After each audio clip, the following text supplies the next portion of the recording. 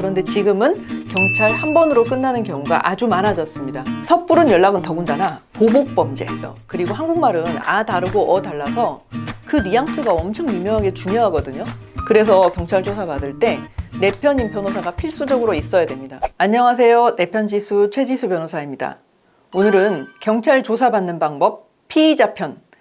본인이 피의자, 그러니까 가해자 입장에서 경찰한테서 전화 받고 조사받으러 나오라 이렇게 했을 때 조사 실제로 가서 어떻게 대응하는지 이런 걸 알아보도록 하겠습니다. 옛날에는 경찰에서 어떻게 되더라도 검찰에서 이제 다시 수사를 하면서 한 번이라도 더 불러달라, 다시 한번 조사받고 싶다 이렇게 하면 기회가 있었던 거예요. 그런데 지금은 경찰 한 번으로 끝나는 경우가 아주 많아졌습니다. 그렇기 때문에 조사받는 방법은 너무나 중요합니다. 오늘은 그 핵심 팁 알려드리겠습니다. 이걸 모르고 가시면 분명히 손해보십니다. 자, 이 영상이 도움이 되신다면 구독, 좋아요, 댓글은 사랑입니다. 첫 번째, 일단 전화가 옵니다. 경찰인데요. 벌써 당황하죠. 또 그러면 이제 경찰입니다 하는 사람들은 어디라고 자기가 분명히 말을 하거든요.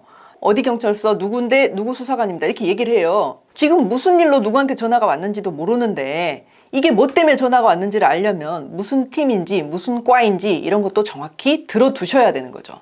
자, 예컨대 부서 같은 경우에는 경제범죄 수사팀 경위 땡땡땡입니다 이렇게 얘기를 하면 경제범죄? 그럼 생각해 보세요. 경제범죄가 뭐죠? 사기, 횡령, 배임, 보통 대표적으로는 이런 거예요. 뭔가 돈으로 잘못이 났다 지금 이런 걸 얘기하는 거예요. 자, 그리고 여청팀입니다. 여청계입니다 이렇게 하면 자기가 어디 가서 무슨 잘못된 성 관련 문제를 일으키지 않았나 생각해야 되는 부분이 있습니다. 형사과다 이러면 폭행, 절도, 누구하고 싸운 거, 명예훼손, 모욕 이런 거 생각해 볼 수 있습니다. 또 교통사고는 교통사고팀이라고 전화 오기도 하고요. 그래서 이런 팀을 먼저 확인해 볼 필요가 있고요. 어떤 팀 누구시라고요? 라고 침착하게 일단 확인을 해 보시는 게 좋습니다.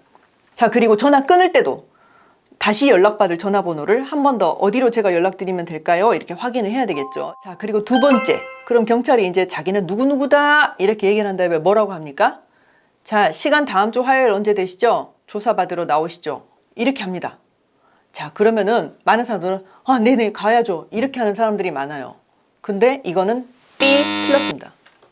자, 경찰이 누군지 아까 전화해가지고 겨우 파악했어요. 그리고 무슨 일 때문에 하는지 짐작은 가지만 뭔지 확실하지 않고, 죄명도 또 어떤 돈으로 무슨 문제가 있을 때도 이게 사기인지 횡령인지 배임인지 다 엄청 대응하는 요건이 달라요. 근데 죄명이 뭔지도 모르고 무슨 사실관계로 이 쟁점이 뭔지 정확히 모릅니다. 그 상태에서 당장 다음 주 화요일 이렇게 하면 매우 급한 겁니다. 고소장을 볼 시간은 최소한 있어야죠. 나는 무슨 잘못이라고 했고 상대방은 어떻게 했으면 좋겠는지 의사가 들어있을 수도 있고 합의의 여지가 있는지 없는지 파악도 해볼 수 있고 고소장을 보는 것은 기본입니다. 자, 시간을 벌어서 고소장을 봐야 되는데 인터넷으로 정보 공개 청구를 하시면 고소장을 볼 수가 있어요. 그 기간이 7일에서 10일 정도 걸립니다. 그 시간 정도는 벌어서 2주 뒤에 이렇게 하겠습니다 내지는 변호사를 지금 당장 선임하지 않으시더라도 변호사 선임을 검토해가지고 하겠습니다 이렇게 하셔야 됩니다. 그리고 세 번째, 이제 그렇게 해서 전화를 끊었어요. 그리고 나서 이제 한 열흘 뒤에 조사를 받기로 했어요. 그렇게 하고 나면 이제 가만히 생각해 봅니다. 내가 뭘 잘못했을까? 그러면서 갑자기 이러시는 분들 있어요. 전화를 빨리 해봐야지. 일단 사과하면 될 것 같아. 또는 카톡으로 내가 뭘 잘못한 것 같은데 미안한데 이렇게. 이거 안 됩니다. 피해자는 대화로 풀기 어렵기 때문에 고소를 한 거예요. 그런데 갑자기 연락이 온다? 짜증나요. 안 받아. 싫어. 그럼 더 최악이 되는 겁니다. 자, 생각해 보세요. 남녀가 사귀다가 헤어졌어요. 이미 헤어져 그만 만나 이렇게 했는데 연락 오면 어때? 더 짜증나지 않아요? 그러면 될 것도 안 되는 수가 있어요. 시간을 벌면서 일단 기다리면서 상대방도 미련이 있지 않을까 하고 간을 봐야 되는 거죠. 자, 섣부른 연락은 더군다나 보복범죄. 내가 그렇게 한 행동이 그렇게까지 될 줄 몰랐어. 미안해. 될 줄 몰랐어? 그렇게 한다고 해서 없는 일이 되는 게 아니고요. 미안해라고 섣불리 얘기한 거가 너 범죄 인정했네 이게 돼버립니다. 그렇기 때문에 매우 조심하셔야 됩니다. 특히 성범죄인 경우. 이런 거는 보복범죄로 새로운 범죄가 될 뿐만 아니라 엄벌탄원서를 부릅니다. 상대방은 이미 변호사를 선임해가지고 고소장을 제출했어요. 그렇게 되면 변호사가 변호사한테 얘기하겠죠. 상대방 고소인이 제가 이렇게 전화했었는데요. 그러면 엄벌탄원서 이렇게 연락하지 말도록 해주시기 바랍니다 하고 엄벌탄원이 벌써 들어가는 겁니다. 그렇기 때문에 섣불리 연락하는 거는 지양해라. 자, 네 번째입니다. 입장을 결정해라. 이거를 내가 어떻게 해야 될지, 어떻게 얘기해야 될지 내 그 입장을 딱 결정해가지고 결정한 대로 말해야 됩니다. 이랬다 저랬다 하면은 정말 그거는 믿을 수 없는 사람, 그러면 경찰은 어떻게 생각했어? 거짓말하네. 그렇게 해서 조서가 그런 식으로 작성되게 됩니다. 입장을 먼저 분명히 결정하고 가만히 시나리오를 그려보세요. 아, 내가 이거를 인정을 했을 때 상대방이 합의해 줄 가능성이 있겠는가? 인정을 해가지고 합의금을 얼만큼 지급할 수 있는 내가 능력이 되겠는가? 이런 걸 생각을 해보고, 아, 너무 억울해서 합의고 뭐고 지금 일단은 절대 안 되겠다. 이렇게 생각하면 그렇게 강력하게 대응할 수 있는 방법을 찾아야죠. 다섯 번째입니다. 경찰관은 절대 내 편이 아니다.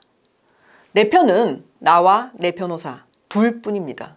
경찰관은 대부분은 사실 중립적 위치보다도 더 저쪽으로 가 있어요. 왜냐면은 어떤 피해가 발생했기 때문에 고소를 일단은 하는 거거든요. 또 고소인 조사를 먼저 하게 되거든요. 고소인 조사 먼저 마친 다음에 피의자 조소를 하는 게 대부분입니다. 그럼 고소인 조사 받고 나서 고소인 얘기를 한참 들었어요. 나 억울하고 이렇게 해서 이렇게 피해를 입었다는 얘기를 잔뜩 들은 경찰이 내 편일 리가 있겠습니까? 없습니다.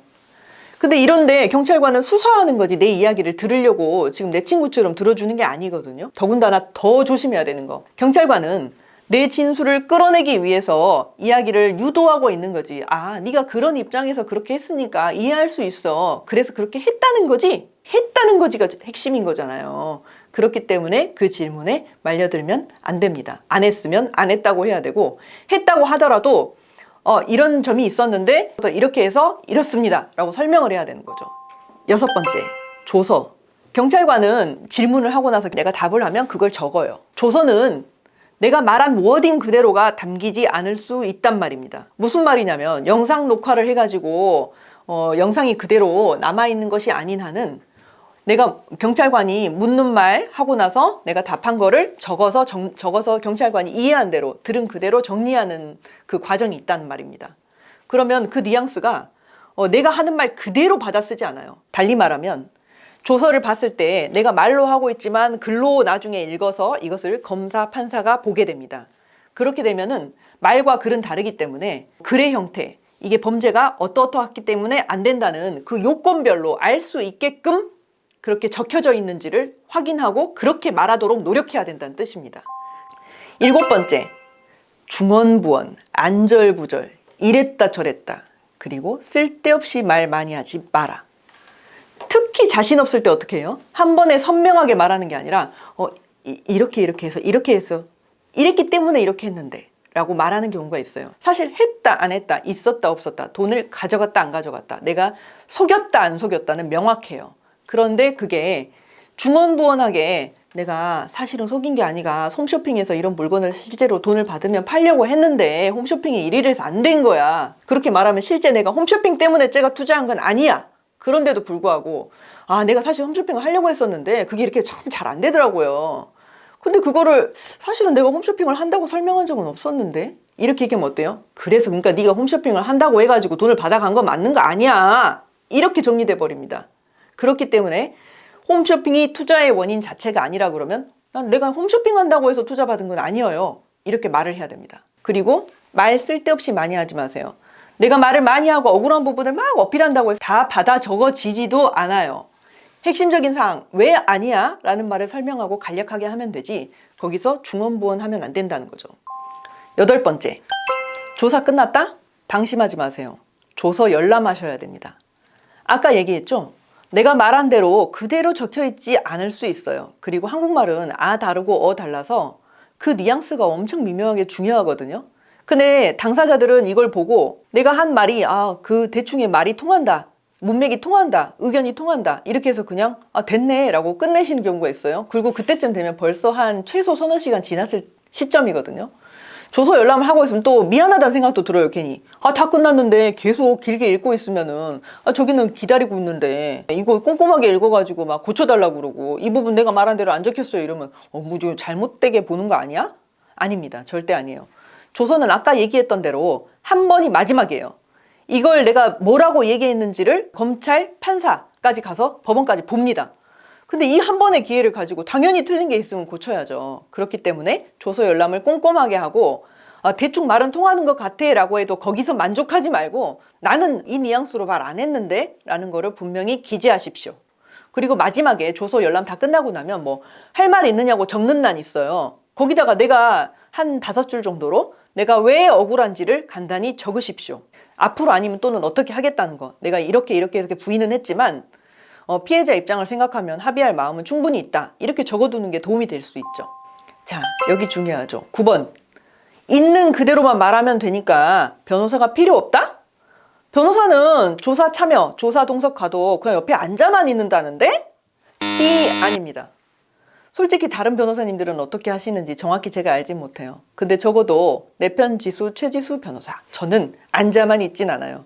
앉아만 있는 것처럼 보이겠죠. 그렇게 하면서 안 듣는 게 아닙니다. 아다르고 어다른 그 뉘앙스를 뭐라고 얘기했는지 착 체킹합니다. 그리고 나서 거슬리지 않는 범위 내에서 경찰관님께 말을 하죠. 저 이렇게 얘기하는데 이렇게 적어주셨으면 좋겠는데요 라고 의견을 조용히 전달합니다. 그래서 경찰 조사 받을 때 내 편인 변호사가 필수적으로 있어야 됩니다. 그리고 진짜로 조사 참여를 해주는 사람이 필요합니다.